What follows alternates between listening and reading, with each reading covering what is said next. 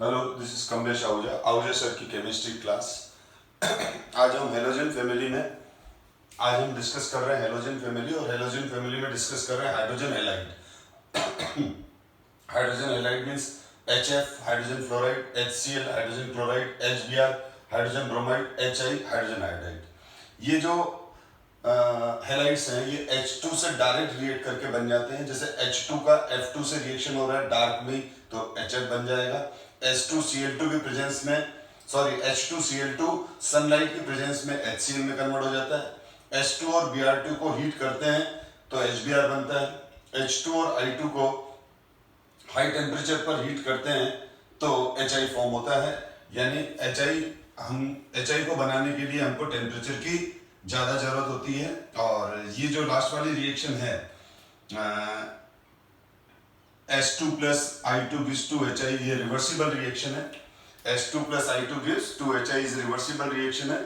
और इसका टेम्परेचर होता है, इसका टेम्परेचर वैसे लर्न करने की जरूरत नहीं है, ठीक है ना। 444 डिग्री सेंटीग्रेड होता है। यानी टेम्परेचर कहने का मतलब ये हुआ कि F2 लेस रिएक्ट और F2 मोर रिएक्टिव, इसीलिए डार्क में रिएक्शन कर जाता है। और F2Cl2 Br2 I2 top to bottom reactivity decrease होती है, ऐसा हम प्रीवियस क्लासेस में डिस्कस कर चुके हैं। तो F2 को रिएक्शन करने के लिए बहुत कम एनर्जी चाहिए जो डार्क में अवेलेबल है, और I2 को रिएक्ट करने के लिए ज़्यादा एनर्जी चाहिए, इसलिए इसको हाई टेम्परेचर पर हीट करते हैं। तो ये जो रिएक्शन है वो T2 टेम्परेचर पर हो रही है और T1 पे। तो T2 is the greater temperature than T1। तो हम इसके बारे में डिस्कस करते हैं। और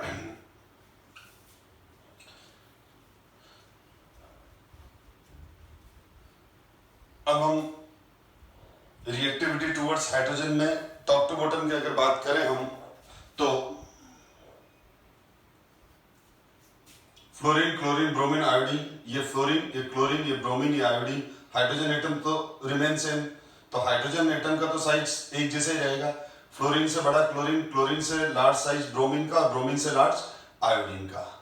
और तो यहाँ H और F है, तो ये H न्यूक्लियस और फ्लोरीन न्यूक्लियस का बीच का डिस्टेंस बॉन्ड लेंथ, या H न्यूक्लियस और क्लोरीन न्यूक्लियस के बीच का distance bond length, H nucleus और ब्रोमीन न्यूक्लियस का बॉन्ड लेंथ, H एटम का ये न्यूक्लियस है और ब्रोमीन एटम का ये न्यूक्लियस है, तो ये बॉन्ड लेंथ हो गई। ये H का न्यूक्लियस है और ये ब्रोमीन का न्यूक्लियस, आयोडीन का न्यूक्लियस है। तो top to bottom size increase हो रही है तो ये बॉन्ड लेंथ इंक्रीज हो रही है। तो मैंने प्रेजेंटेशन ही इस तरह से दिया है कि H और F का ये बॉन्ड लेंथ स्मॉल है, टॉप टू बॉटम आएंगे तो ये बॉन्ड लेंथ इंक्रीज होता जाएगा।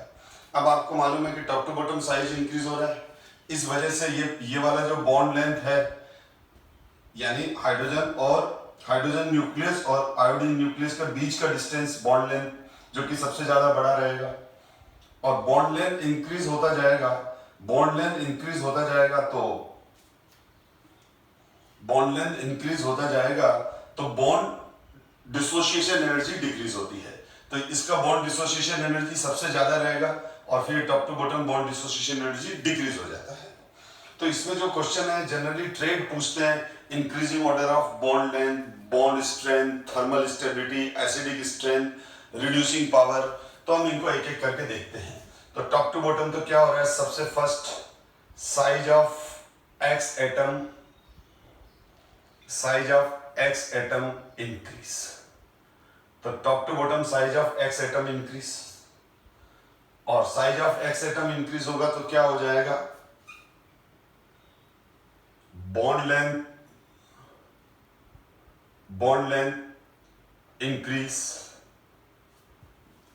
क्लियर है, इस प्रेजेंटेशन से क्लियर है कि बॉन्ड लेंथ इंक्रीज होता जा रहा है। बॉन्ड लेंथ इंक्रीज होगा तो बॉन्ड डिसोसिएशन एनर्जी या बॉन्ड स्ट्रेंथ डिक्रीज हो जाएगा। मैंने हमेशा कहा है कि आयोडीन को कोई भी एलिमेंट नहीं संभाल पाता है, रीजन ये कि उसका साइज बहुत ज्यादा बड़ा है। तो जिसका स्फीयर ज्यादा बड़ा है, जिस एटम का साइज ज्यादा बड़ा है, उस एटम्स के साथ जो दूसरा एटम ओवरलैप करेगा, ठीक है ना, तो जो मॉलिक्यूल बनेगा, जो बॉन्ड बनेगा वो वीक ही बनेगा। आयोडीन का एक तो साइज बड़ा है तो वो हैवी हो जाता है, मतलब उसका एटॉमिक मास ज्यादा हो जाता है, तो वो बॉन्ड इतना स्ट्रॉन्ग नहीं बन पाता है, तो बॉन्ड स्ट्रेंथ डिक्रीज हो गई। बॉन्ड स्ट्रेंथ डिक्रीज होने का मतलब क्या हो गया, bond dissociation energy, bond dissociation energy decrease हो गई। और बॉन्ड डिसोसिएशन एनर्जी डिक्रीज होने का मतलब ये हो गया कि कौन सा बॉन्ड लो टेम्परेचर पर ब्रेक हो जाएगा, ये वाला। तो bond dissociation energy directly proportional क्या होती है, bond dissociation energy directly proportional होती है थर्मल स्टेबिलिटी। थर्मल स्टेबिलिटी किसके लिए, bond dissociation energy of covalent molecules. हमेशा कोवेलेंट मॉलिक्यूल्स का जो thermal bond dissociation energy of covalent molecules, bond dissociation energy of कोई भी कोवेलेंट मॉलिक्यूल हो, जरूरी नहीं है HF, HCl, HBr, HI हो, ठीक है ना, PF3, PCl3, PBr3, PI3 हो, H2O, H2S, H2SE हो, SF2, HCl2, SBr2, इस तरह के मॉलिक्यूल हो, NH3, PS3, कोई भी मॉलिक्यूल हो, कोई भी गिवन सेट हो आपके पास, और अगर आपको उसका क्या फाइंड आउट करना है, थर्मल स्टेबिलिटी, तो आप बॉन्ड डिसोसिएशन एनर्जी को देख लो। यानी अगर दोनों स्मॉल साइज के एटम हैं, दो एटम्स जो आपस में ओवरलैप करके और मॉलिक्यूल बना रहे हैं और उनके साइज में ज्यादा डिफरेंस नहीं है, तो वो मॉलिक्यूल ज्यादा स्टेबल होंगे, क्योंकि बॉन्ड लेंथ कम हो जाती है और बॉन्ड डिसोसिएशन एनर्जी बढ़ जाती है, जैसा कि HF में है।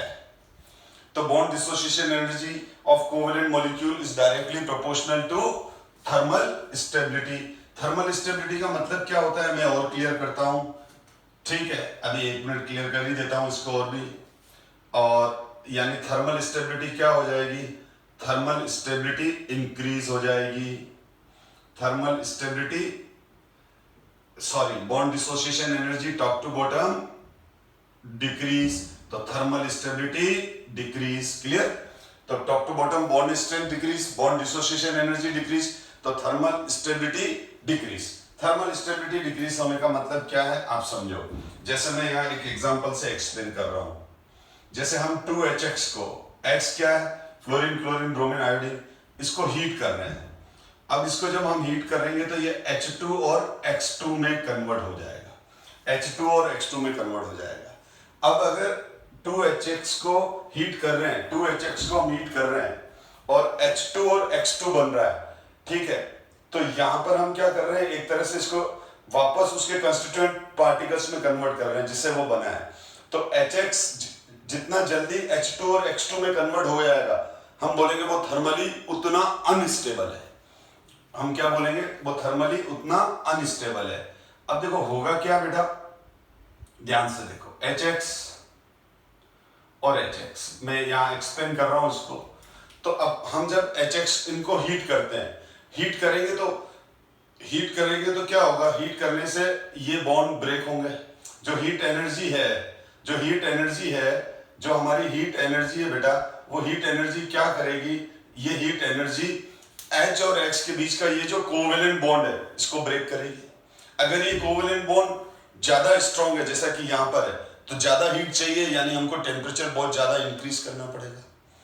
और H और I के अंदर ये वाला बॉन्ड जल्दी ब्रेक होगा, लो टेम्परेचर पर ब्रेक होगा, क्योंकि इसका बॉन्ड लेंथ ज्यादा है और बॉन्ड डिसोसिएशन एनर्जी कम है।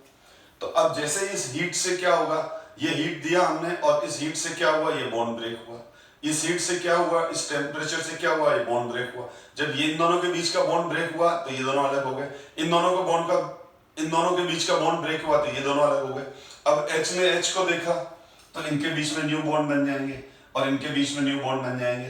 तो क्या हुआ, आपने क्या देखा, जब यहाँ पर ये जो दोनों HX हैं वो H2 और X2 में कन्वर्ट हो गए।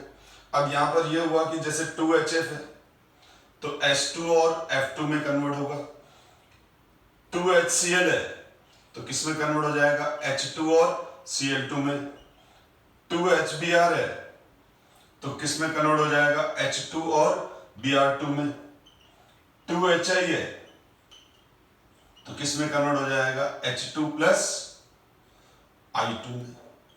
तो कुल मिला के क्या हुआ, यहां पर हीट करने से ही क्या हो रहा है, हीट करने से ही ये वाले बॉन्ड ब्रेक होंगे, ये बॉन्ड ब्रेक होंगे, ये वाले बॉन्ड ब्रेक होंगे, तभी तो ये बनेगा। ठीक है, ये बॉन्ड ब्रेक, ये वाला हीट करेंगे तभी तो ये वाला रिएक्शन होगा। ठीक है, तो ये हीट, ठीक है, तो इस हीट से ये बॉन्ड ब्रेक हो और ये बना। तो ये बॉन्ड जिसमें स्ट्रॉन्ग होगा उसके अंदर टेम्परेचर ज्यादा बढ़ाना पड़ेगा। सपोज करो ये हो रहा है T1 टेम्परेचर पर, ये हो रहा है T2 टेम्परेचर पर, ये हो रहा है T3 टेम्परेचर पर और ये हो रहा है T4 टेम्परेचर पर। तो T1 temperature, T2, T3, T4। तो अब आप ही बताओ T1, T2, T3, T4 में क्या रिलेशन होगा, कौन सा टेम्परेचर ज्यादा हाई होगा, कौन सा टेम्परेचर ज्यादा हाई होगा, which temperature is more higher. देखो जिसका बॉन्ड स्ट्रेंथ ज्यादा होगा उस, यानी इस बॉन्ड को तोड़ने के लिए मेरे को T1 टेम्परेचर चाहिए, इस बॉन्ड को तोड़ने के लिए मेरे को T1 टेम्परेचर चाहिए, इस बॉन्ड को तोड़ने के लिए T2 चाहिए, इसको तोड़ने के लिए T3 चाहिए, और इसको तोड़ने के लिए, इसको ब्रेक करने के लिए मेरे को कितना टेम्परेचर चाहिए, T4 टेम्परेचर चाहिए इसको ब्रेक करने के लिए, और इसको ब्रेक करने के लिए कितना टेम्परेचर चाहिए, T3। तो कौन सा टेम्परेचर लोवेस्ट होगा, T4, क्योंकि ये बॉन्ड डिसोसिएशन एनर्जी कम है। और कौन सा हाईएस्ट होगा, टेम्परेचर T1, क्योंकि T1 में इन दोनों के बीच का जो बॉन्ड स्ट्रेंथ है वो ज्यादा है। तो यहां पर क्या हो जाएगा, ये हो जाएगा, यानी हमको 2HF को H2 और F2 में कन्वर्ट करने के लिए ज्यादा टेम्परेचर देना पड़ेगा। तो हम क्या बोलेंगे, हम ये कहेंगे कि HF थर्मली मोर स्टेबल है, हाई टेम्परेचर पर जाकर वो H2 और F2 में ब्रेक होता है, और HI थर्मली लीस्ट स्टेबल है, वो T4 टेम्परेचर यानी लोअर टेम्परेचर पर ही वो H2 और I2 में कन्वर्ट होता है।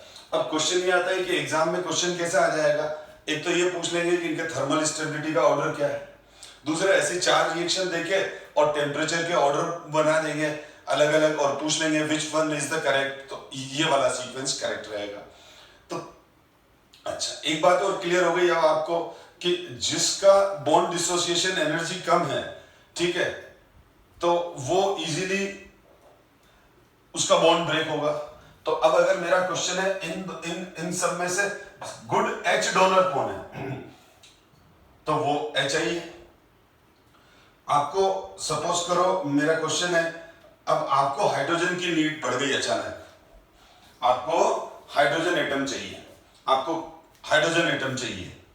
तो अब आप हाइड्रोजन एटम, और आपके पास ये चारों खड़े हैं, आपके पास अवेलेबल कौन है, HF, HCl, HBr और HI। अब आपको हाइड्रोजन एटम चाहिए, आप किससे मांगने जाओगे हाइड्रोजन एटम, किससे लेने जाओगे, HI से, क्योंकि आपको मालूम है HI का ये बॉन्ड डिसोसिएशन एनर्जी कम है, तो ये हाइड्रोजन एटम जल्दी दे देगा। और HF तो हाइड्रोजन एटम बड़ा मुश्किल से देगा। तो अगर आप किसी को भी हाइड्रोजन एटम चाहिए तो वो HI के पास जाएगा। अब जैसे मैंने आपको हाइड्रोजन एटम दिए, तो आपको हाइड्रोजन मिले तो आपका क्या हुआ, रिडक्शन हुआ। मैंने आपको हाइड्रोजन दिए, मैंने आपको हाइड्रोजन दिए तो आपका क्या हुआ, रिडक्शन। तो मैं कौन हो गया, रिड्यूसिंग एजेंट। तो जो गुड H डोनर होते हैं वो रिड्यूसिंग एजेंट होते हैं, गुड H डोनर होते हैं वो क्या होते हैं, अच्छे रिड्यूसिंग एजेंट होते हैं। तो HF, HCl, HBr, HI, which one is good H donor, ये वाला। तो टॉप टू बॉटम आएंगे तो यहां पर क्या हो जाएगा, इन हाइड्राइड का बॉन्ड डिसोसिएशन एनर्जी डिक्रीज हो रहा है, तो थर्मल स्टेबिलिटी डिक्रीज हो रही है, और रिड्यूसिंग पावर क्या हो जाएगा, इनका रिड्यूसिंग पावर इंक्रीज हो जाएगा, रिड्यूसिंग पावर क्या हो जाएगा, इंक्रीज हो जाएगा। तो HI is good reducing agent. आप देख लो बहुत सारी ऑर्गेनिक और इनऑर्गेनिक रिएक्शन में हम बोलते हैं, या सॉरी बहुत सारी ऑर्गेनिक और इनऑर्गेनिक रिएक्शन में एज ए रिड्यूसिंग एजेंट हम HI को यूज करते हैं, ठीक है। तो रिड्यूसिंग पावर इंक्रीज हो गया, इसका रिड्यूसिंग पावर इंक्रीज हो गया। अच्छा, दूसरी बात करें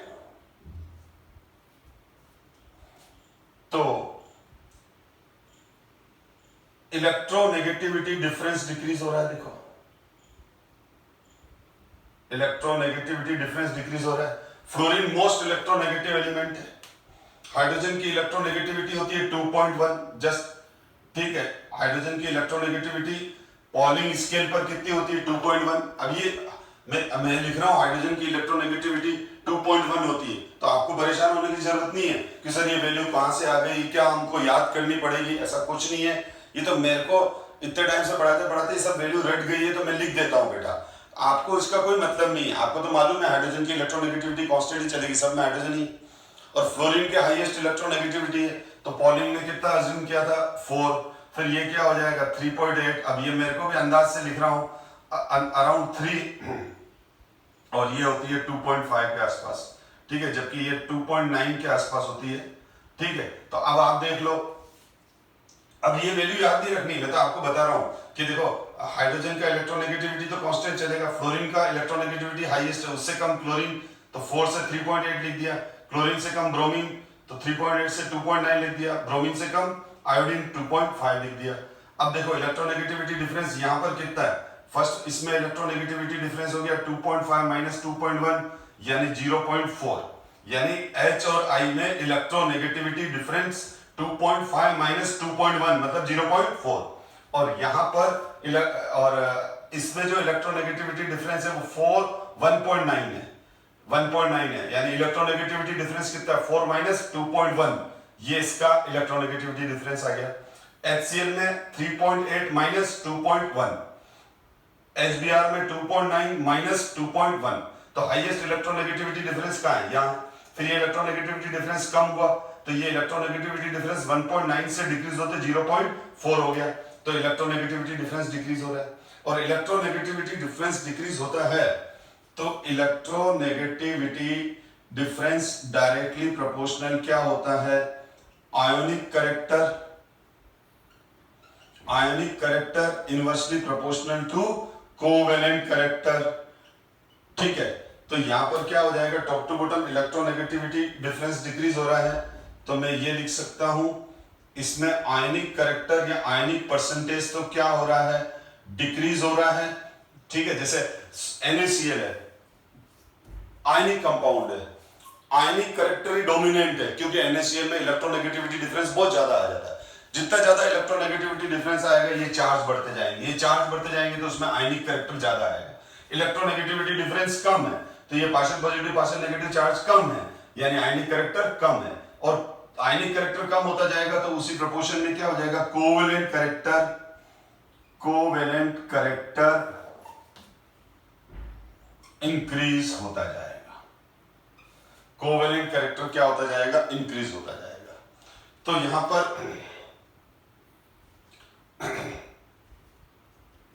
covalent character top to bottom increase होता जाएगा। अब हम आगे बात करें तो इलेक्ट्रोनेगेटिविटी डिफरेंस से हम ये भी फाइंड आउट करते हैं इसका dipole movement, top to bottom आएंगे तो डायपोल मूवमेंट डिक्रीज होता है, क्योंकि डायपोल मूवमेंट भी क्या होता है, म्यू होता है, जो हम पढ़ चुके हैं, बार बार मैं रिपीट नहीं करूंगा पिछली बातें।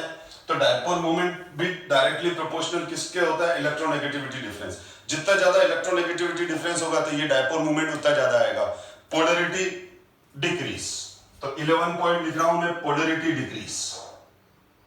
पोलैरिटी क्या हो रही है, top to bottom polarity decrease हो रही है।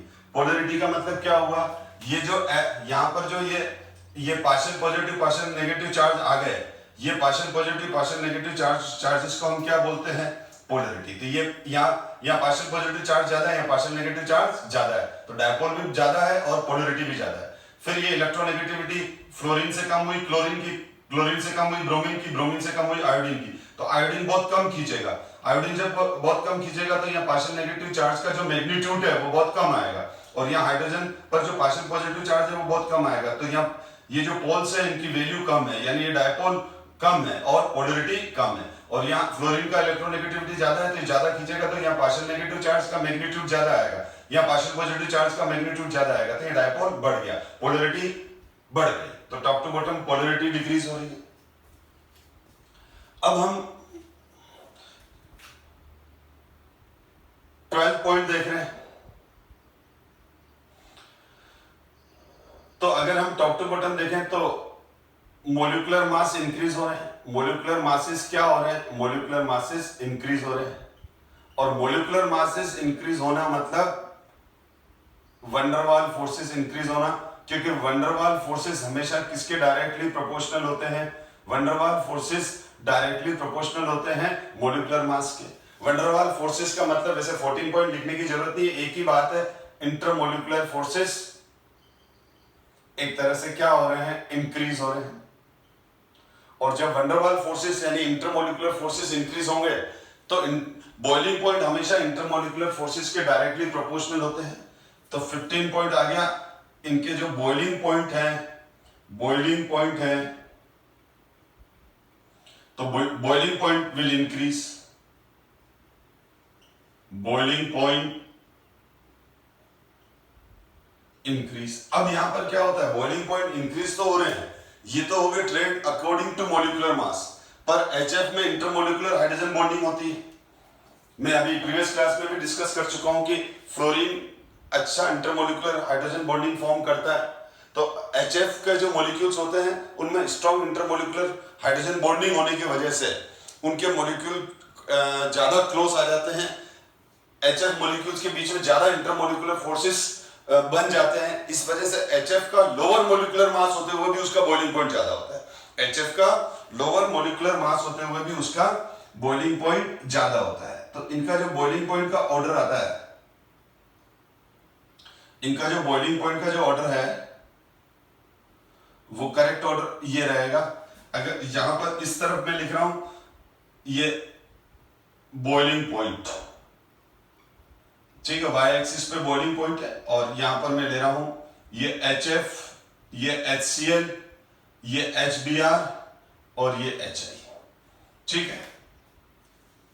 तो अगर मॉलिक्यूलर मास कंसेप्ट से चलूं तो ये अगर HCl का, ये HCl का बॉइलिंग पॉइंट है तो HBr का बॉइलिंग पॉइंट और ज्यादा होगा, क्योंकि HCl के कंपैरिजन में HBr का मॉलिक्यूलर मास ज्यादा है, तो HBr मॉलिक्यूल्स में वंडरवाल फोर्सेस ज्यादा होंगे और उससे ज्यादा हो जाएंगे HI के, क्योंकि HI का मॉलिक्यूलर मास और ज्यादा है।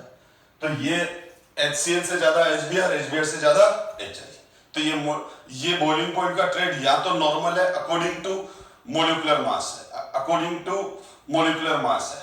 लेकिन HF का क्या होना चाहिए था, अगर अकॉर्डिंग टू मॉलिक्यूलर मास ले तो HF का यही आना चाहिए ये, लेकिन हमने क्या देखा, सबसे ज्यादा HI से भी ज्यादा, ठीक। तो ये बॉइलिंग पॉइंट का ऑर्डर बन जाता है बेटा। तो यहां पर जो बॉइलिंग पॉइंट का ऑर्डर हो गया, ठीक है, वो हो गया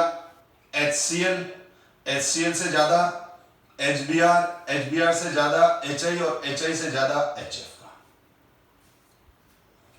तो ये वाला बॉइलिंग पॉइंट ऑर्डर ध्यान रखना, यहां हम मिस्टेक कर देते हैं। तो ये एग्जाम में आ जाता है कि right the boiling point order of HF, HCl, HBr, HI। तो हमको ये ध्यान रखना है सबसे ज्यादा, ये तो क्लियर है, HCl से ज्यादा HBr, HBr से ज्यादा HI, लेकिन HF का सबसे कम ना होकर क्या होता है, सबसे ज्यादा होता है। रीजन क्या लिखोगे, इंटरमोलिकुलर हाइड्रोजन बॉन्डिंग, और इस इंटरमोलिकुलर हाइड्रोजन बॉन्डिंग से मोलिकुलर इंटरमोलिकुलर फोर्सेस काफी बढ़ जाते हैं। तो HF लोअर मॉलिक्यूलर मास होते हुए भी, लाइट होते हुए भी बॉइलिंग पॉइंट ज्यादा है, लेस वोलेटाइल है। अब एक बार बेटा जेईई मेंस में क्वेश्चन आया था, सिंपल सा क्वेश्चन आया था, 4 चॉइस ये थी, फर्स्ट चॉइस HF था, सेकंड HCl था, थर्ड HBr था, फोर्थ HI था, बिल्कुल ये चॉइस था। Which one is more volatile, which one is more volatile, ठीक है।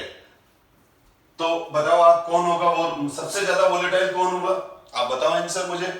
यस, अगर आप ये सोच रहे हो कि HCl, तो आपका आंसर करेक्ट है। तो ये मोस्ट वोलेटाइल हो जाएगा इन सब में, है ना, ये मोस्ट वोलेटाइल हो गया,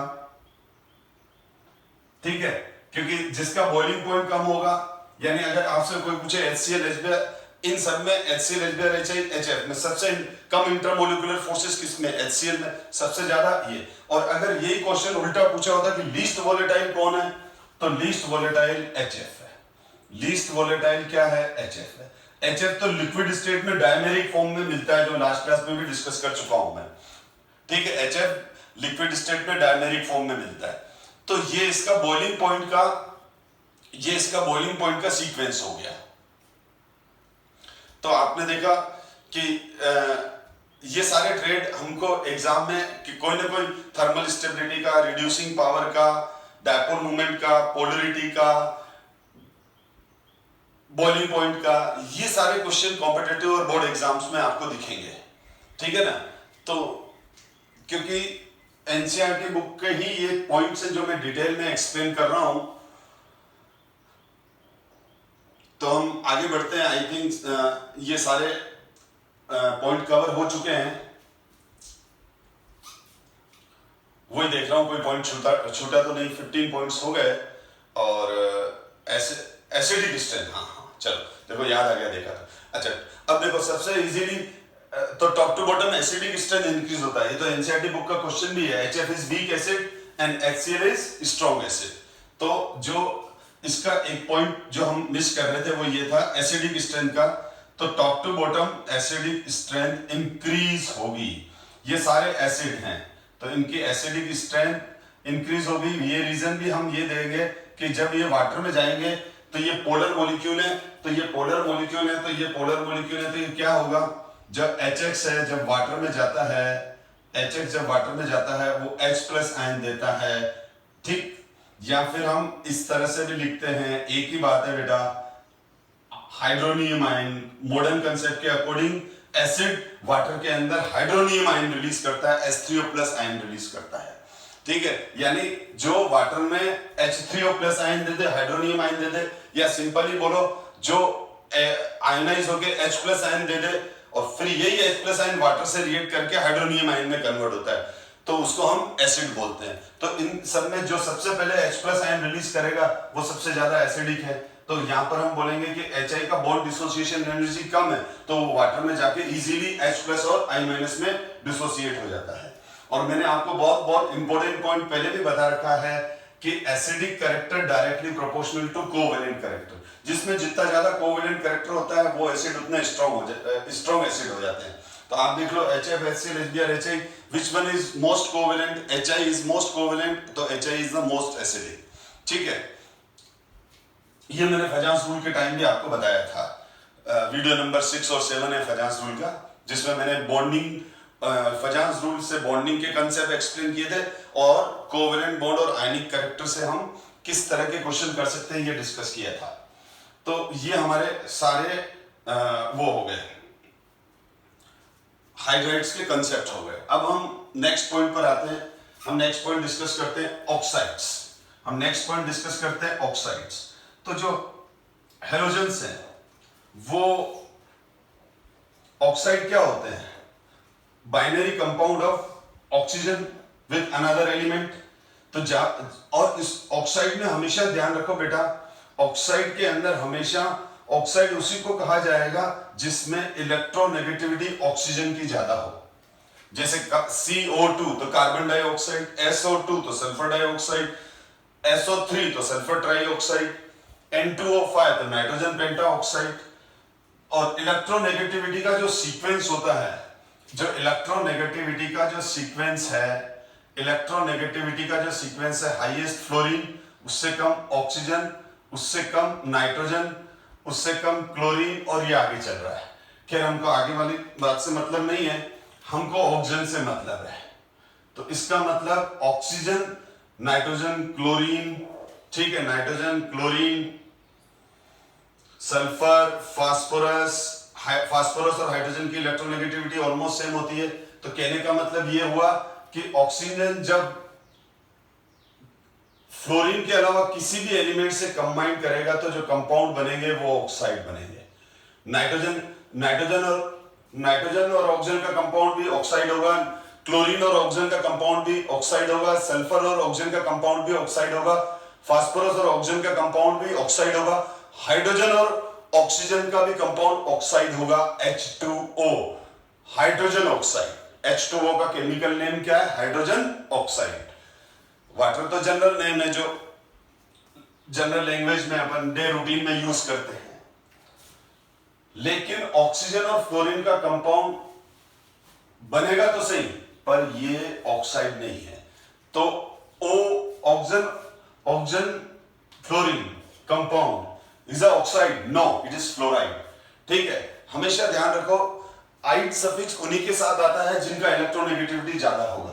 तो ऑक्सीजन फ्लोरीन को छोड़कर किसी भी एटम से कंबाइन करेगा पीरियोडिक टेबल के, तो उस कंपाउंड को हम ऑक्साइड बोलेंगे, क्योंकि ऑक्सीजन एक्ट करेगा मोर इलेक्ट्रोनेगेटिव एलिमेंट की तरह। पर ऑक्सीजन और फ्लोरीन का जो कंपाउंड है वो ऑक्साइड नहीं है, वो फ्लोराइड है, क्योंकि ऑक्सीजन और फ्लोरीन का जो कंपाउंड है, ऑक्सीजन और फ्लोरीन का जो कंपाउंड है उसमें फ्लोरीन की इलेक्ट्रोनेगेटिविटी ज्यादा है। और जिसकी मोर इलेक्ट्रोनेगेटिव किसी बाइनरी कंपाउंड में जिसकी इलेक्ट्रोनेगेटिविटी ज्यादा होता है, उस मोर इलेक्ट्रोनेगेटिव एलिमेंट के साथ आइड सफिक्स यूज करते हैं। मैं कुछ एग्जांपल दे रहा हूं, PCl3, तो फास्फोरस और क्लोरीन में किसकी इलेक्ट्रोनेगेटिविटी ज्यादा है? क्लोरीन की, तो फास्फोरस ट्राइक्लोराइड। ठीक है, या देखो HCl किसकी इलेक्ट्रोनेगेटिविटी ज्यादा है? क्लोरीन की, तो हाइड्रोजन क्लोराइड। यही अगर मैं NaH ले लूं तो सोडियम और हाइड्रोजन में किसकी इलेक्ट्रोनेगेटिविटी ज्यादा है? अब अगर हम इसकी इलेक्ट्रोनेगेटिविटी की बात करें तो क्लोरीन की ज्यादा है, उससे कम हाइड्रोजन की, उससे कम सोडियम की है। मैं इसकी बात कर रहा हूं बेटा जिसको सर। तो अब इस केस यहां तो H को H ही बोले, H को हाइड्रोजन बोलेंगे या H को हाइड्राइड बोलेंगे। इसका नाम क्या है? हाइड्रोजन क्लोराइड, क्योंकि हाइड्रोजन लेस इलेक्ट्रोनेगेटिव है, इसलिए इसको जो नाम है वही देंगे। NaH में सोडियम हाइड्राइड, तो यहाँ हाइड्रोजन को हाइड्राइड का, क्योंकि यहाँ पर किसकी इलेक्ट्रोनेगेटिविटी ज्यादा है? यहाँ पर सोडियम के कंपैरिजन में हाइड्रोजन की इलेक्ट्रोनेगेटिविटी ज्यादा है, तो हाइड्रोजन की इलेक्ट्रोनेगेटिविटी ज्यादा है, इसलिए इसको हाइड्रोजन के साथ आइड सफिक्स यूज करेंगे, सोडियम हाइड्राइड या हाइड्रोजन क्लोराइड। तो यहां हाइड्रोजन बोला क्योंकि हाइड्रोजन की इलेक्ट्रोनेगेटिविटी कम है क्लोरीन से, या हाइड्राइड बोला क्योंकि हाइड्रोजन की इलेक्ट्रोनेगेटिविटी ज्यादा है सोडियम से। तो उस बाइनरी कंपाउंड में दोनों एटम की इलेक्ट्रोनेगेटिविटी को कंपेयर कर लिया करो। सोडियम और हाइड्रोजन है तो इन दोनों की इलेक्ट्रोनेगेटिविटी कंपेयर कर दो, जिसकी ज्यादा आ रही है उसके साथ आइड लगा दो। तो oxygen fluorine compound is called fluoride. तो इसका मतलब अगर आपसे कोई पूछे कि फ्लोरीन क्लोरीन ब्रोमीन आयोडीन में से कौन ऑक्साइड नहीं बनाएगा, या किसके बाइनरी कंपाउंड को हम ऑक्साइड नहीं बोलेंगे, तो बोलोगे फ्लोरीन को, क्योंकि फ्लोरीन का इलेक्ट्रोनेगेटिविटी ऑक्सीजन से ज्यादा है। अब हमेशा ये भी देखा, जैसे आपने HCl लिखा, NaH लिखा, तो लेस इलेक्ट्रोनेगेटिव एलिमेंट को पहले लिखते हैं। अब जैसे ये OF2 है और F2O है, और OCl2 है और Cl2O है। तो अब मेरा क्वेश्चन है, फर्स्ट वाला फॉर्मूला और सेकंड वाला फॉर्मूला, इधर से ये थर्ड वाला फॉर्मूला और ये फोर्थ वाला फॉर्मूला, ठीक, कौन से इन चार में से दो फॉर्मूले सही है, दो गलत है? ठीक है, तो देखो मैंने क्या कहा, सबसे पहले हम लेस इलेक्ट्रोनेगेटिव एलिमेंट लिखेंगे, तो OF2 और F2O, तो कौन सा तो इलेक्ट्रोनेगेटिविटी का जो सीक्वेंस है वो ये हो गया, लिखा हुआ ये फ्लोरीन, ऑक्सीजन और क्लोरीन। मैं इनमें डिस्कस कर रहा हूं बेटा, इनमें, ठीक है।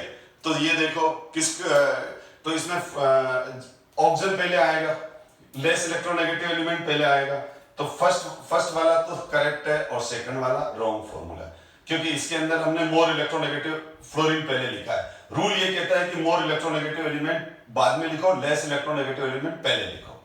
अब यहां पर इन दोनों में से कौन सा फॉर्मूला सही है? तो देखो पहला वाला गलत है, क्योंकि more electronegative element oxygen chlorine से पहले लिखा हुआ है, तो ये गलत। और ये वाला सही है, क्योंकि मोर इलेक्ट्रोनेगेटिव एलिमेंट ऑक्सीजन जो क्लोरीन, और इन दोनों की हमको इलेक्ट्रोनेगेटिविटी कंपेयर करनी थी, इसकी ज्यादा है तो बाद में आएगा। अब इसका नाम क्या हो जाएगा? Oxygen difluoride, oxygen difluoride. तो ये या O को ऑक्सीजन ही बोलना है, जबकि इसका नाम हो जाएगा क्लोरीन ऑक्साइड, या ऑक्सीजन को आइड बोलना है, क्योंकि ऑक्सीजन का इलेक्ट्रोनेगेटिविटी ज्यादा है। तो अब आपको एक चीज क्लियर हो गया, पहला ही कॉम्पिटिटिव में या बोर्ड के अंदर ऑब्जेक्टिव जब पूछेंगे तो आपको पूछ लेंगे कि विच halogen atom do not form oxide with oxygen, या उसको ऑक्साइड नहीं कहेंगे, तो आप आंसर लिखोगे फ्लोरीन एटम। अब basically oxide anhydrous, oxo acid की तो एनहाइड्राइड कंपाउंड है, ऑक्सो एसिड की तो एनहाइड्राइड कंपाउंड है। जैसे अगर हम देखें इन जनरल, तो क्लोरीन ब्रोमीन और आयोडीन के HXO2, HXO3 और HXO4, HXO, तो हेलोजन के 4 ऑक्सो एसिड्स मिलते हैं, मैंने ऑक्सो एसिड वाला जो पूरा वीडियो है जो पहले निकल चुका है, उसमें ऑक्सो एसिड डिटेल में डिस्कस कर चुका हूं मैं, ठीक है। नाइट्रोजन फैमिली के अंदर मैंने इन ऑक्सो एसिड को भी ले लिया था। तो ये तो यहां पर तो +1 है ऑक्सीडेशन स्टेट, यहाँ हेलोजन पर +3 है, और यहाँ हेलोजन पर +5 है, और ये +7 है। और यहाँ पर X की वैल्यू क्या है? यहाँ पर X की वैल्यू है फ्लोरीन, क्लोरीन, ब्रोमीन और आयोडीन। तो यहाँ X की वैल्यू क्या नहीं होगी? फ्लोरीन नहीं होगी। रीजन, फ्लोरीन की इलेक्ट्रोनेगेटिविटी ऑक्सीजन से ज्यादा है।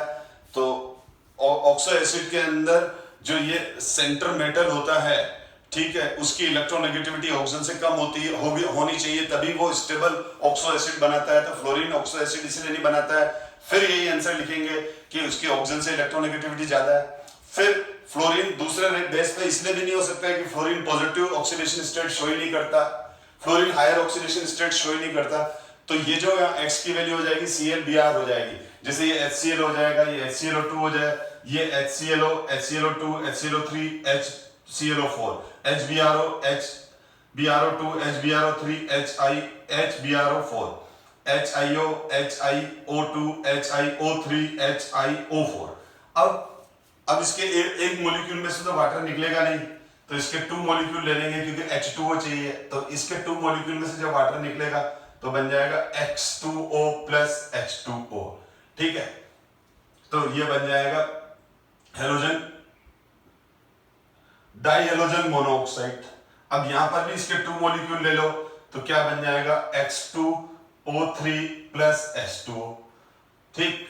और वही +3 है तो +3 चलेगा यहां पर। इसके 2 मॉलिक्यूल लेके और वाटर निकाल दो इसमें से, ठीक है। मैंने आपको ऐसा ट्रिक भी सिखाई थी। जैसे ये HXO3 है तो H2O नहीं निकल सकता एक मॉलिक्यूल से, तो 2 मॉलिक्यूल लेंगे।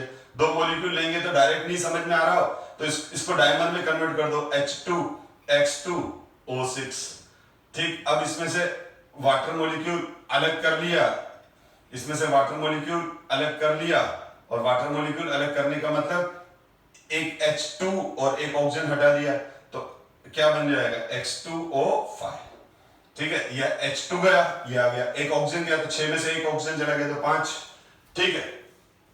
तो यहां पर आपने क्या किया, क्या बन जाएगा X2O5 plus H2O।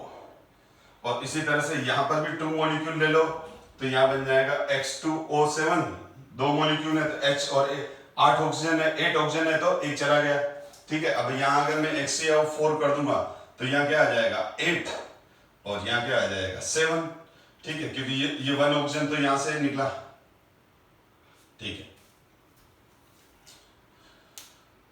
एनीवे, तो यहां पर इसका मतलब क्या हो गया, इसको बोलेंगे तो ये तो hypohalous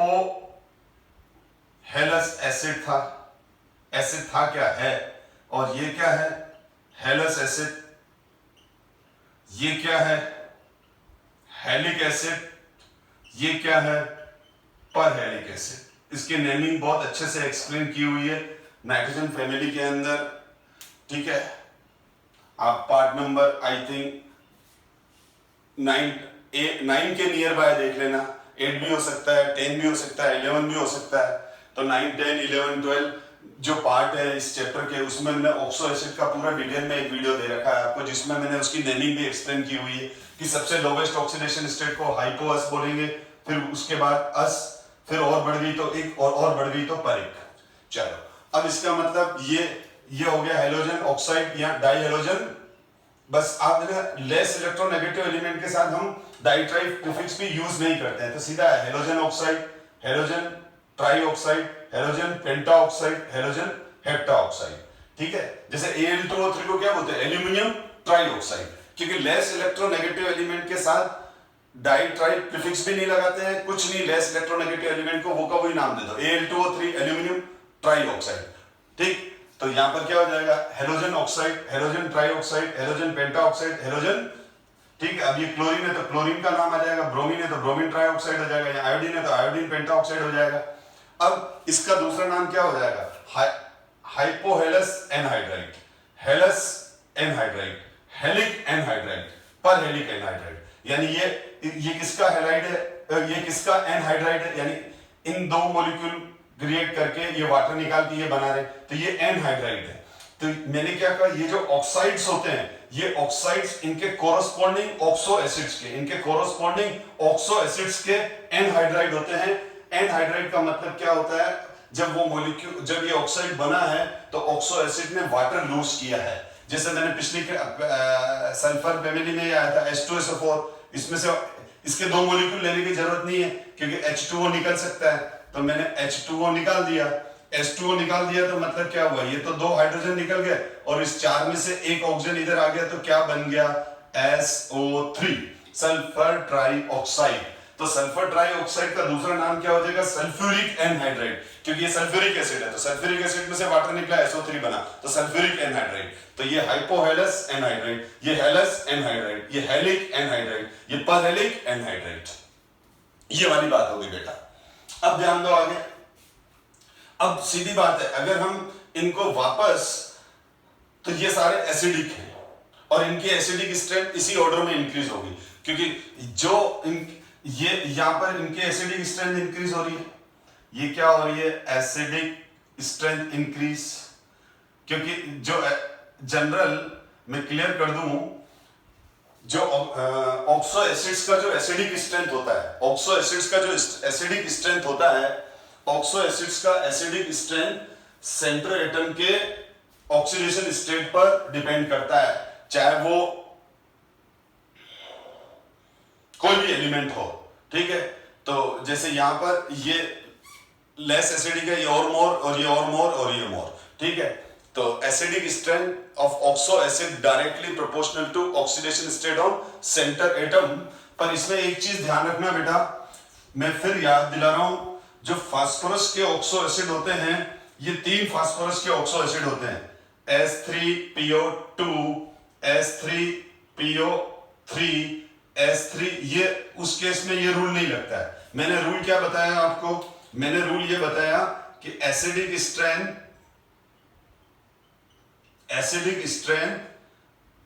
directly proportional oxidation state on centre non metal, centre non metal, centre का जो सेंटर एटम का जो नॉन मेटल है। तो यहां तो जैसे हेलोजन हो गए, क्लोरीन, यहां तो यहां हो गया +1, यहां हो गया +3, यह हो गया +5।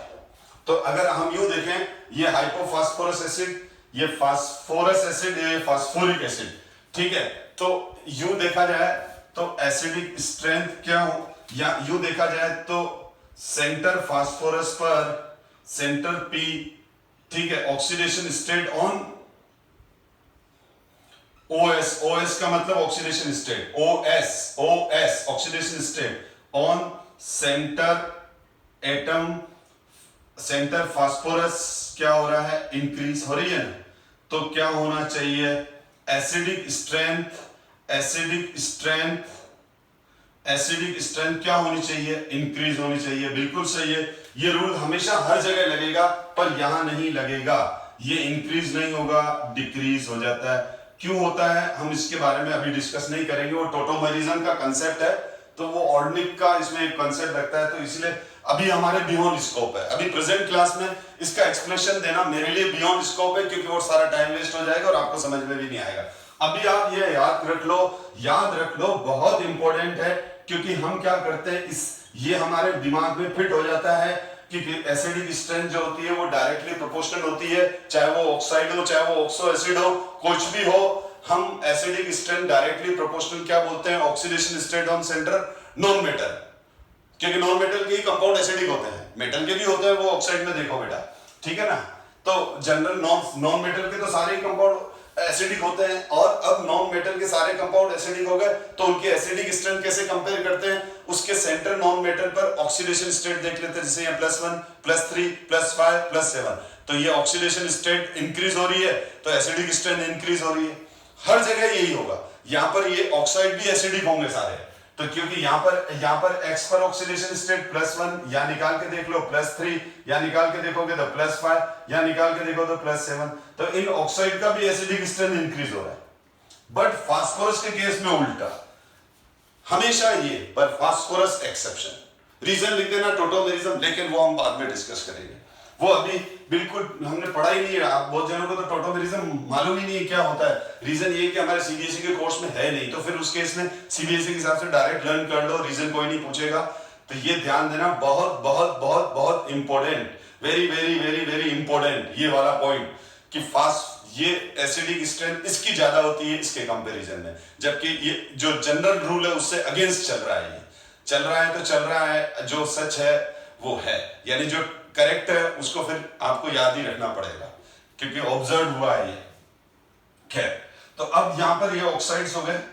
अब अगर आपको कोई पूछे कि हमने है ना इन ऑक्साइड्स को वाटर से रिएक्ट कराऊं, ठीक है, मान लो H2O प्लस इसको रिएक्शन कराया, वाटर से रिएक्शन कराया, ठीक, तो इसका रिएक्शन वाटर से कराऊंगा तो बनेगा 2HXO, इसका रिएक्शन वाटर से कराऊंगा तो बनेगा 2HXO2, कॉरस्पॉन्डिंग ऑक्सो एसिड बन जाता है, कॉरस्पॉन्डिंग ऑक्सो एसिड बन जाता है। यानी अगर मैं इसका ऑक्सीडेशन, इसका वाटर से, देखो ये इसके दो मॉलिक्यूल से वाटर निकला तो ये बना, अगर वापस अगर हम ये हटा दो अब, ठीक, अब मैं बोल रहा हूं इन ऑक्साइड के वाटर से रिएक्शन करूं तो क्या बना, तो वो ये वापस इनिशियल ऑक्सो एसिड बन जाएगा, क्योंकि वो वाटर से रिएक्शन कैसे करेंगे, कंडीशन बना देंगे, ठीक है, थोड़ा टाइम इनको वाटर में डिसॉल्व करके और थोड़ा हीट कर लेंगे, थोड़ा प्रेशर लगा देंगे तो रिएक्शन होने लग जाएगी, तो ये बन जाएगा। तो इनके वाटर के साथ जो रिएक्शन है वो ये आ जाएगी, +1 वाले से +1 का ऑक्सो एसिड, जिस, ठीक है, यानी जो यहाँ ऑक्सो एसिड लिखे थे वही प्रोडक्ट में आ जाएंगे वापस। तो रीजन पूछे कि ये ऑक्साइड क्यों एसिडिक है, तो आप लिखोगे जब इनके एक्वस मीडियम में डालते हैं तो इनका कॉरस्पॉन्डिंग ऑक्सो एसिड बनते हैं, ये रहे इसके कॉरस्पॉन्डिंग, और जो फर्दर आयोनाइज होके वाटर फर्दर कैसे आयोनाइज हो जाएंगे, ये 2H+ और XO, ठीक है, यानी ये 2H+ दे देगा, सब 2 एक मॉलिक्यूल एक H+ देगा, ये तो 2 है इसलिए ये H+ दे देगा, ये H+ दे देगा, H+ दे देगा, H+ दे देगा वाटर के अंदर। तो ये ऑक्साइड का कंसेप्ट आपका क्लियर हो गया। अब इसमें कुछ फैक्ट है वो हम डिस्कस कर लेते हैं, इसके कुछ फैक्ट है वो हम डिस्कस कर लेते हैं। तो ये क्लियर हो गया, फ्लोरीन और ऑक्सीजन का कंपाउंड फ्लोराइड है, ऑक्साइड नहीं। और OF2 ऑक्सीजन के 2 ऑक्साइड बनते हैं, सॉरी फ्लोरीन के OF2 और O2F2, और ये ऑक्सीजन, ये सिंगल, ये दोनों मॉलिक्यूल है खाली जहां पर ऑक्सीजन में पॉजिटिव ऑक्सीडेशन स्टेट आती है, क्योंकि ऑक्सीजन हमेशा नेगेटिव ऑक्सीडेशन स्टेट शो करता है क्योंकि उसकी इलेक्ट्रोनेगेटिविटी ज्यादा है, लेकिन फ्लोरीन से उसकी इलेक्ट्रोनेगेटिविटी कम होने की वजह से यहां पर ऑक्सीजन पर +2 ऑक्सीडेशन स्टेट है, ठीक है, और यहां पर +1 है, ठीक है ना। आप देख लो ये OF2 है, ये OF2 और ये F2O2 है। तो ऑक्सीजन का इलेक्ट्रोनेगेटिविटी कम है, फ्लोरीन का ज्यादा है, तो यहाँ पार्शियल पॉजिटिव आ जाएगा। और यहां पर ये देखो, तो यहां पर ये क्या आ गया, यहां इसकी वैल्यू आ गई +2, यहां इसकी वैल्यू क्या आ गई +1, यहां इसकी वैल्यू कितनी आ गई +1। तो OF2 पर ऑक्सीजन पर +2 और O2F2 में ऑक्सीजन पर +1, क्योंकि ये बॉन्ड तो नॉन पोलर है, किधर ही नहीं खिसकेगा। तो यहां पर +2 ऑक्सीडेशन स्टेट वाली ऑक्सीजन है और यहां पर +1 वाली, ठीक। बाकी ऑक्सीजन परऑक्साइड भी होते हैं, H2O2 में -1, O2 मॉलिक्यूल में 0, बाकी सब में ऑक्सीजन -2 ऑक्सीडेशन स्टेट शो करता है। अब ये दोनों कंपाउंड अनस्टेबल है, फिर भी ये ज्यादा अनस्टेबल है।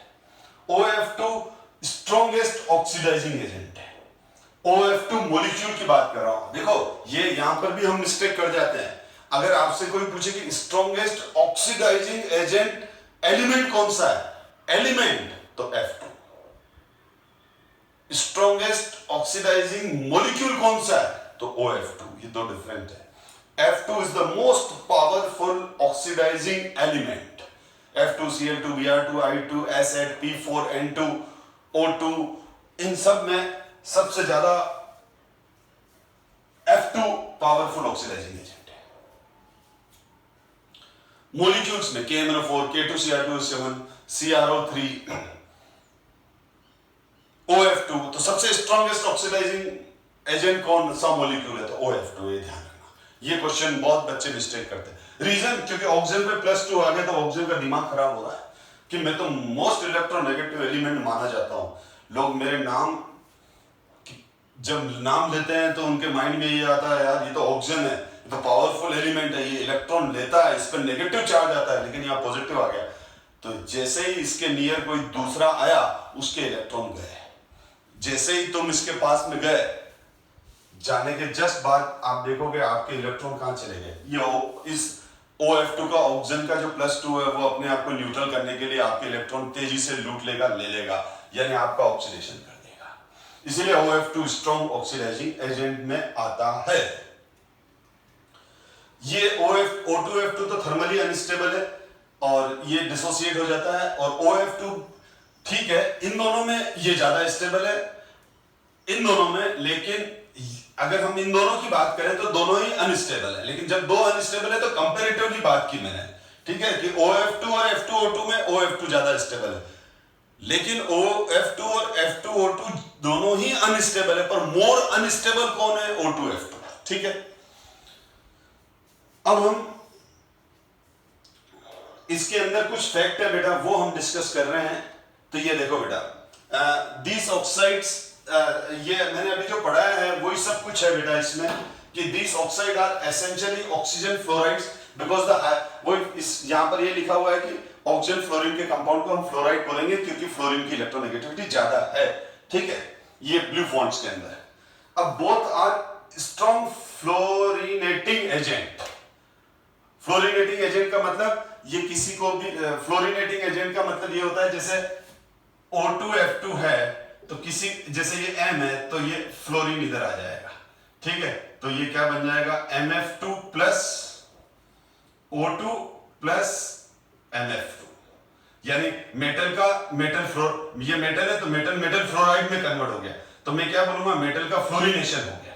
मेटल का क्या हो गया? फ्लोरिनेशन। फ्लोरिनेशन मतलब उसमें फ्लोरीन जुड़ गया, क्लोरीनेशन का मतलब उसमें क्लोरीन जुड़ गया, ऑक्सीडेशन का मतलब क्या हो रहा है? ऑक्सीजन जुड़ गया।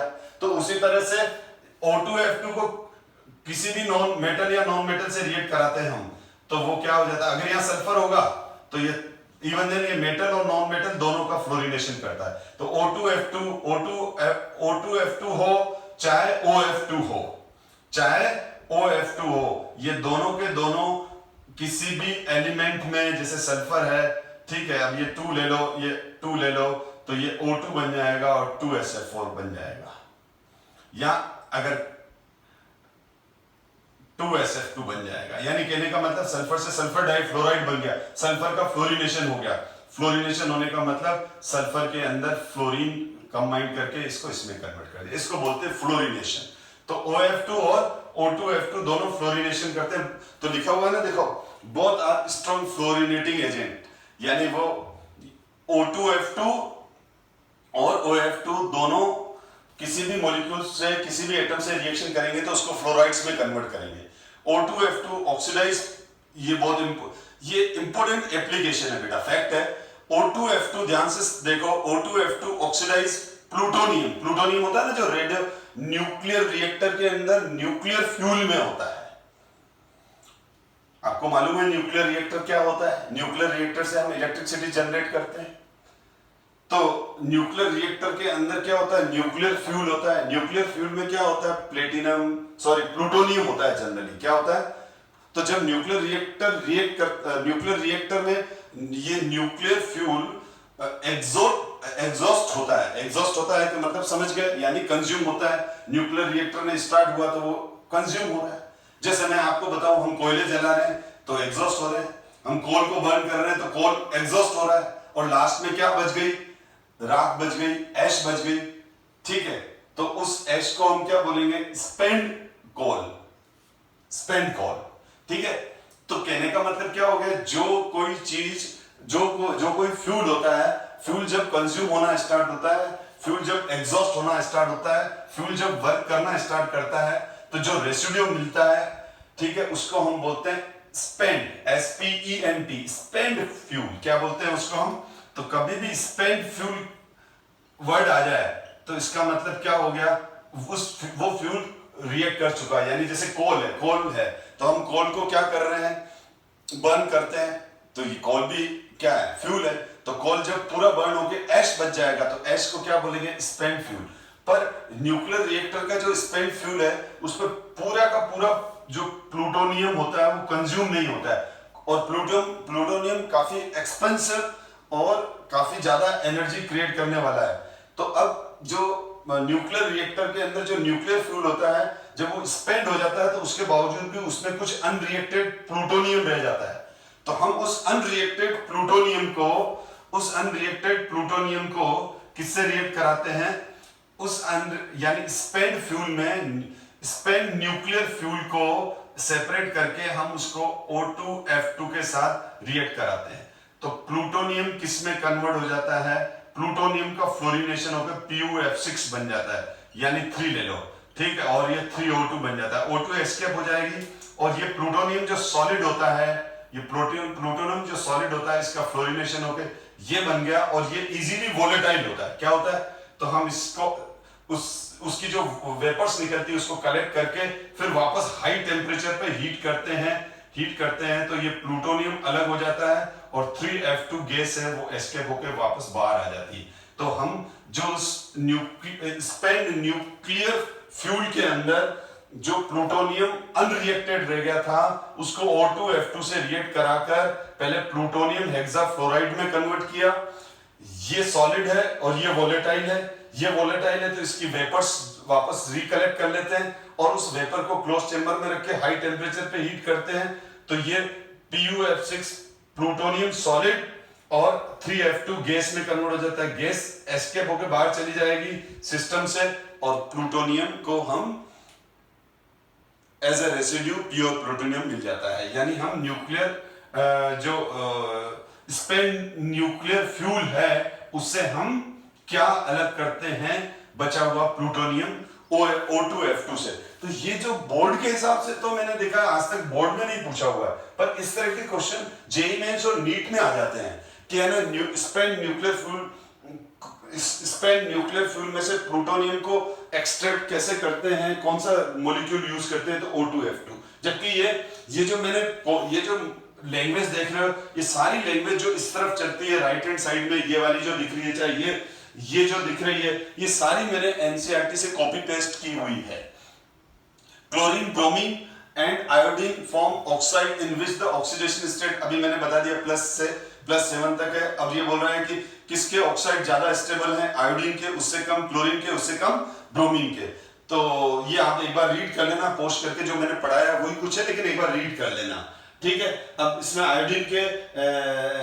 आयोडीन के जो ऑक्साइड है वो ज्यादा स्टेबल है क्योंकि उनमें कोवेलेंट कैरेक्टर ज्यादा आ जाता है, और क्लोरीन के जो ऑक्साइड है वो है, ये बता दिए, Cl2O, और एक अलग से ClO2 भी बनता है जो अलग से बनता है, Cl2O6, Cl2O7 are highly reactive oxidizing agent and tends to explode. तो ये फैक्ट ही है बेटा, इसमें ये वाला इंपॉर्टेंट है, क्यों, क्योंकि ClO2 is used as, जो रेड फॉन्ट में लिखा हुआ है ये इंपॉर्टेंट है, ClO2 is used as a bleaching agent for paper pulp। Paper pulp का मतलब क्या होता है, लकड़ी का बुरादा। अब लकड़ी का बुरादा तो होता है, पेपर पल्प जो होता है वो तो उसमें अलग अलग कलर होते हैं, ब्राउन कलर का होता है, डार्क ब्राउन कलर का होता है, और पेपर तो व्हाइट कलर का होता है। तो हम पेपर पल्प के अंदर ClO2 डालकर उसको व्हाइट कलर में कन्वर्ट कर लेते हैं, और टेक्सटाइल में तो ClO2 is used as a bleaching agent for paper pulp and textile and in water treatment। ठीक है, वाटर ट्रीटमेंट में वाटर को प्यूरिफाई करते हैं। ये इसीलिए इंपॉर्टेंट है ये वाली लाइन, क्योंकि एनसीईआरटी के अंदर बुक के अंदर एंड एक्सरसाइज 7.26 या फिर ये एंड टेक्स्ट क्वेश्चन होगा। कभी मैं बोलूं ना ये क्वेश्चन 7.26 रहता है, या तो वो एंड एक्सरसाइज का होता है 99% तो, लेकिन बहुत बार मैं लिखना भूल जाता हूँ, इन टेक्स्ट भी हो सकता है। तो क्वेश्चन 7.26 है, right to uses of ClO2, ये बुक का क्वेश्चन है। Use of ClO2, it use to purify water and it use to bleaching agent. यहां पर देखो एक ब्लीचिंग एजेंट है, और फिर अब ये बोल रहा है कि ये भी देखो फैक्ट है, the bromine oxide Br2O, BrO2, BrO3 are the least stable halogen oxide. यानी अगर ये जो है लीस्ट स्टेबल है, and exist at a low temperature, they are very powerful oxidizing. केवल ये इन 3 के लिए बात कर रहा है जो डिफरेंट है, ठीक है। लेकिन ये आप लर्न करो तो ठीक है, इस लाइन को आप अवॉइड कर सकते हो, ठीक है। लेकिन कॉम्पिटिटिव के हिसाब से इसको अवॉइड नहीं कर सकते हो, ठीक है। और the iodine oxide I2O4, I2O5, I2O7 are insoluble solid and decomposes on heating. I2O5 is a very good oxidizing agent and used for estimation of carbon dioxide, ठीक है। तो ये सारे फैक्ट है बेटा कि आपको ये कॉम्पिटिटिव एग्जाम में पूछ लेंगे कि कार्बन डाइऑक्साइड का एस्टिमेशन कैसे करते हैं, कौन सा ऑक्साइड यूज करते हैं, तो I2O5। अब ये एस्टिमेशन कैसे करते हैं, I2O5 क्यों यूज करते हैं, इसका हमको लॉजिक में नहीं जाना है, ठीक है। अब ये ऑक्साइड डिस्कस कर लिए मैंने, और अब नेक्स्ट क्लास में मैं डिस्कस करूंगा हैलाइड्स। तो thank you so much my dear student. हम नेक्स्ट क्लास में हैलोजन के बारे में डिस्कस करेंगे, हैलोजन फैमिली के हैलाइड्स मेटल के साथ कैसे बनते हैं। So thank you so much.